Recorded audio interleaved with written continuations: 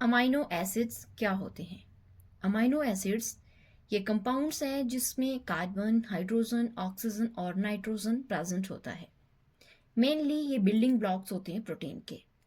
Building blocks मतलब जिस तरह एक माला होती है तो उसमें जो मोती होते हैं वो उसके बिल्डिंग ब्लॉक्स है।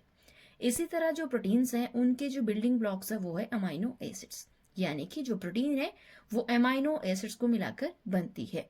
So amino acids are monomers of proteins. Amino acids को अमाइनो एसिड क्यों कहा जाता है? क्योंकि इसके पास अमाइनो ग्रुप होता है और कार्बोक्सिलिक एसिड ग्रुप होता है। सो इन दोनों को मिलाकर बनता है अमाइनो एसिड्स।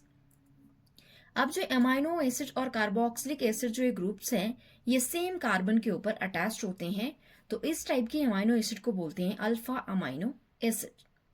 और जिस कार्बन के ऊपर ये अटैच्ड होते हैं उस कार्बन को बोलते हैं अल्फा कार्बन।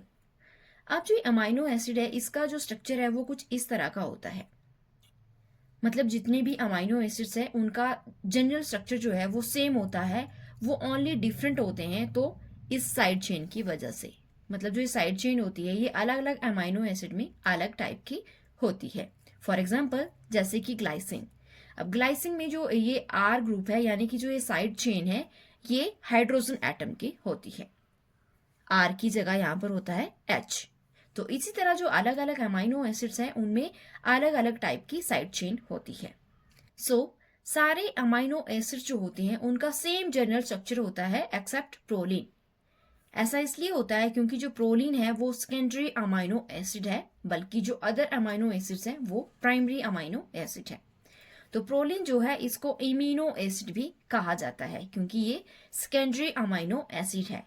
ये सेकेंडरी अमाइनो एसिड क्यों है? क्योंकि इसके पास सेकेंडरी अमाइनो ग्रुप प्रेजेंट होता है। सो ये था अमाइनो एसिड्स क्या होते हैं। I hope you enjoy this video. Please do like, share and subscribe my YouTube channel.